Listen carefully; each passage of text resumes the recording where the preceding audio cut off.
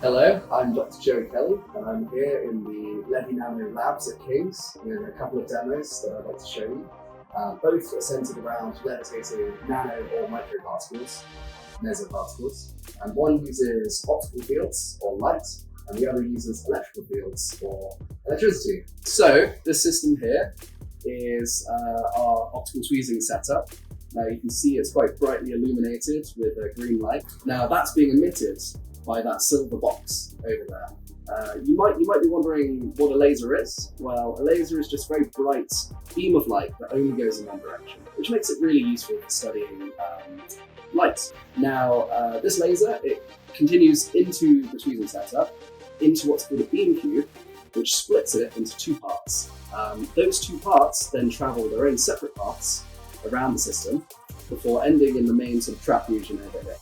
Before they go into that trap region, they're focused by two lenses, which sort of focus them down. It sort of pinches them down to a very, very tight point, which is very, very bright. And it's that really bright point which really traps the particles and holds onto them. Okay, so I think we've come to the point where it's time for a demonstration.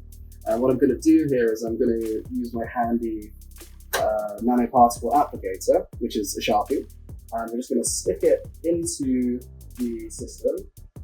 Just going to burn off some of the ink, charring it into some carbon, maybe micro, maybe nanoparticles, and these are then going to be held in the trap. It's very useful doing this with particles in our scientific field because it means we can isolate them from the environment and study them very precisely. What we can do with this trap is take those particles and cool them down to really, really low temperatures, like almost absolute zero. And when we get near that, these particles end up behaving as quantum objects. We hopefully will be able to study the sort of transition between the regular world where everything is really normal and the quantum world where things end up getting a bit messy.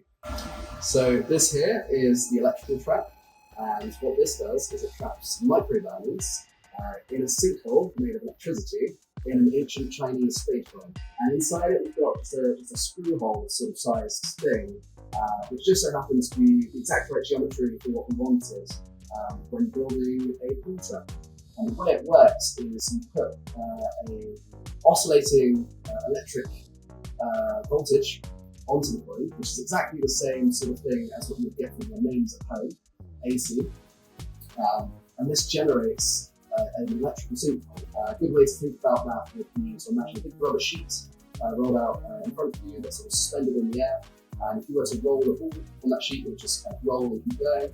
If you took an area of that sheet and pinched it and pulled it down, then that would cause the ball to sort of roll towards where you pinched it in.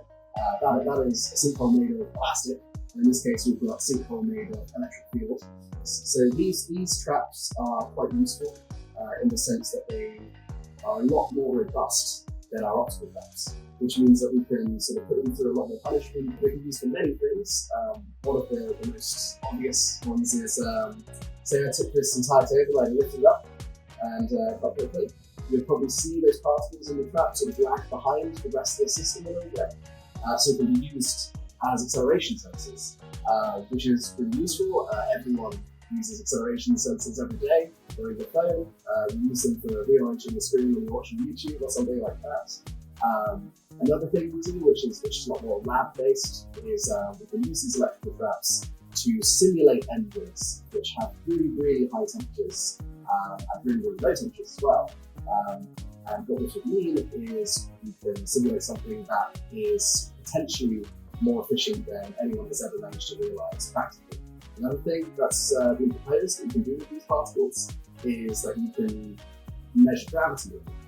And this has some advantages in the fact that it unlocks new applications for gravity.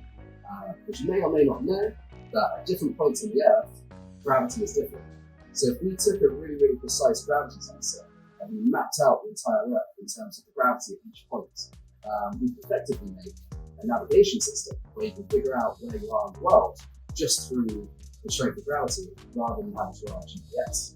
Now, in most situations, GPS is easier, but there are some where you don't have access to it. So an example of this would be the one on the software. Thanks for sticking with me. Both these demos and myself will be at the Royal Society Summer Exhibition in Green Park from the 2nd to the 7th of July, alongside the rest of the King's team. So great to have you come by and meet us.